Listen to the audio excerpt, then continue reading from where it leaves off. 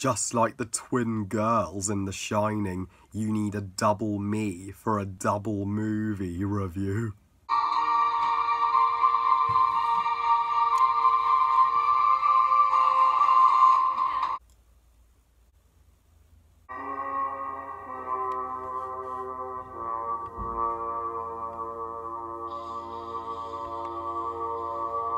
Welcome to a special double movie review where today I review both The Shining and Doctor Sleep.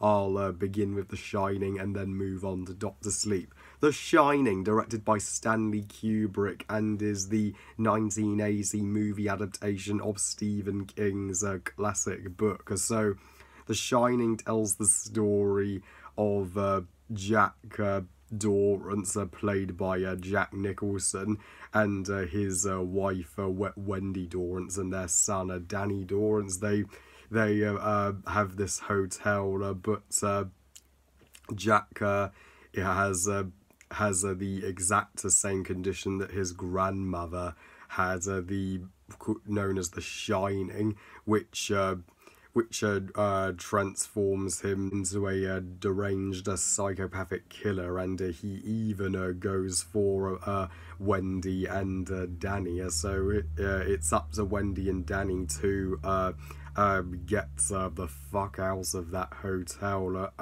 and think about nothing but their survival at this point. Now, I haven't been feeling so well this week. I have been having a sore throat and a cold, so I have had the sniffles this week, but thank you all ever so much for your kind get well wishes for me.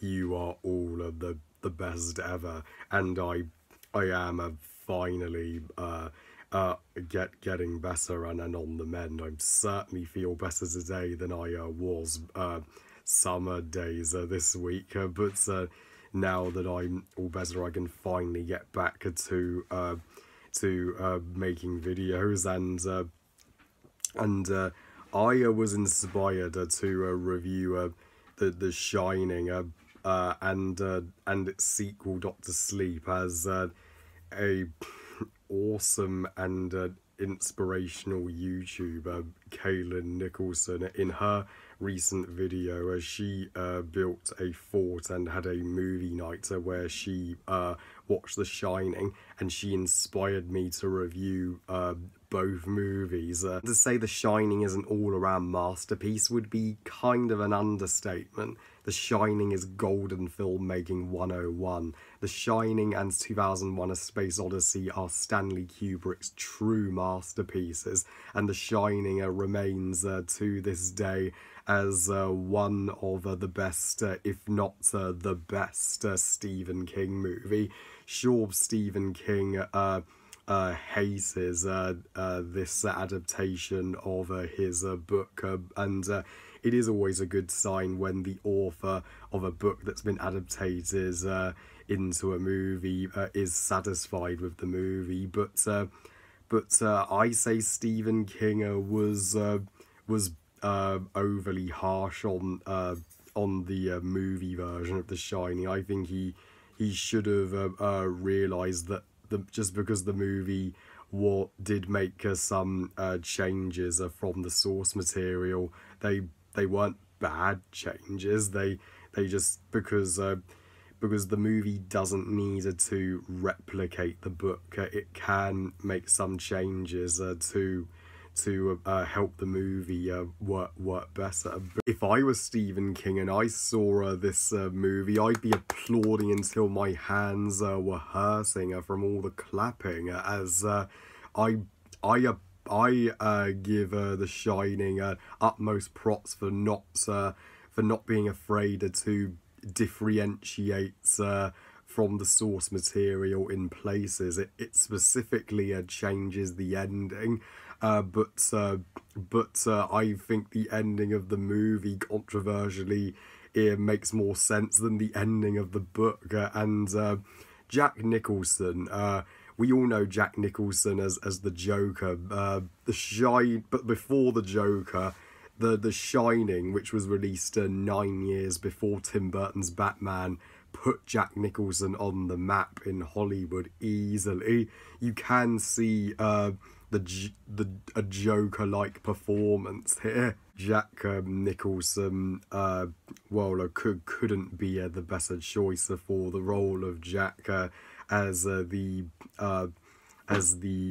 psycho who because of this condition, The Shining, it's entirely possesses him, and to the point where the good man that was once Jack is lost forever. For me personally, Jack Dowitz is an even better Stephen King villain than Pennywise from the It movies, as Jack is a more original villain. Yes, amazingly, Jack Nicholson wouldn't be my favourite performance of the movie. That would go to Shelby Duvall as Wendy, the wife of Jack and the mother of Danny. She is the definition of a strong movie mother, and you feel beyond sorry for both Wendy and Danny, as in this case it isn't just a random psycho who they've never met in their lives. It's their husband and father, a family member, is attempting to murder them. Now that is harrowing, and so there's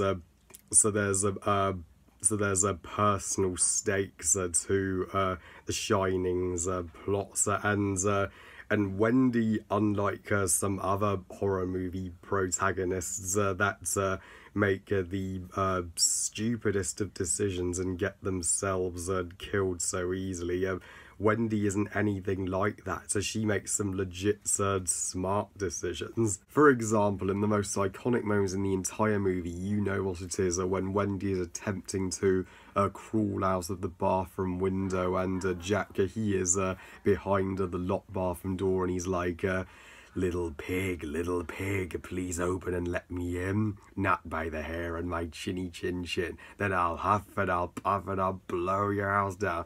And then he grabs this axe and he chops the door down. He sticks his head in and he's like, here's Johnny.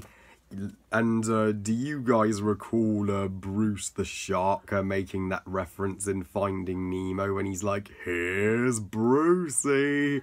Yeah, and then she grabs a knife in self-defense and she cuts his hands. And you're like, woo, you go, mama. And The Shining is one of the most beautifully shot movies ever made, period, as Stanley Kubrick knew exactly how to shoot a movie. Cinematographers everywhere should be inspired by Stanley Kubrick's style of film, as we get some especially stunning shots of a lake, and even some shots down the corridors in the hotel. We have all these cheaply shots horror movies these days, but not The Shining. And the shots of the two twin girls in the corridor, that is one of the most recognizable shots in any horror movie out there. And overall, The Shining deserves to be preserved in a museum of cinematic classics. It's a 5-star out of 5 movie on all levels, and if I were a Stephen King, I would personally shake Stanley Kubrick's hands and say, great job, Stanley. As for my thoughts on Dr. Sleep, here they are. Dr. Sleep, directed by Mike Flanagan, and is the 2019 sequel to The Shining. So, Dr. Sleep tells the story taking place after the events of The Shining, where Danny, played by Ewan McGregor, and Wendy are now living together, though Danny is struggling with alcoholism. though Danny is struggling with alcoholism, and he meets up with this girl, Abra, who also has the gift of the shine, and together she and him battle the True Knots, led by Rose, played by Rebecca Ferguson, and this cult feeds off the shine inside people so to become immortal. Now, Dr. Sleep, right from the get-go, had the disadvantage of not being directed by Stanley Kubrick, and if I was the director who was selected to adaptate Dr. Sleep, I would feel the extreme weight of expectations on my shoulders to live up to such a timeless landmark like The Shining. But so I salute Mike Flanagan for finally giving us the movie version of Dr. Sleep. And I have to say, Dr. Sleep is on par with The Shining. It is a truly wonderful sequel and follow-up, and we have had now two great Stephen King sequels in 2019 alone. First, It Chapter 2, and now Dr. Sleep, both of which are now my two favourite horror movies of the entire year. And yeah, and I just absolutely love seeing Danny be the protagonist this time, as he was only the kid from the first movie, but in this movie he gets to grow hugely, and he gets to mature, and that is helped by the terrific performance by Ewan McGregor. And when Ewan McGregor does have a beard in this movie, he looks so similar to when he was Obi-Wan in the Star Wars prequels. After his traumatic past by being nearly murdered by his father in the first movie, this has shaped him into a expert on the shine itself, and he becomes a great mentor to Abra, played by Kylie Karen. Yeah, Abra is such a badass. She is the kindest soul to ever have the shine inside of her. She insists she wants to keep it under control. So I just loved every single moment that Abra and Danny shares in this movie. And Rebecca Ferguson as the leader of the True Knot cult, Rose. She's glamorous and lethal at the same time, and she's what you would call a shine eater. And Dr. Sleep also has the heart pounding, intense moments that The Shining had. Like, the climax feels like a huge deal when the hotel literally burns down, and even though this isn't a Stanley Kubrick movie, it felt like a Stanley Kubrick movie, because it was just as astonishingly shot. So overall, Dr. Sleep is one kick-ass sequel, and it makes The Shining proud. I give The Shining 5 stars out of 5, best movie ever.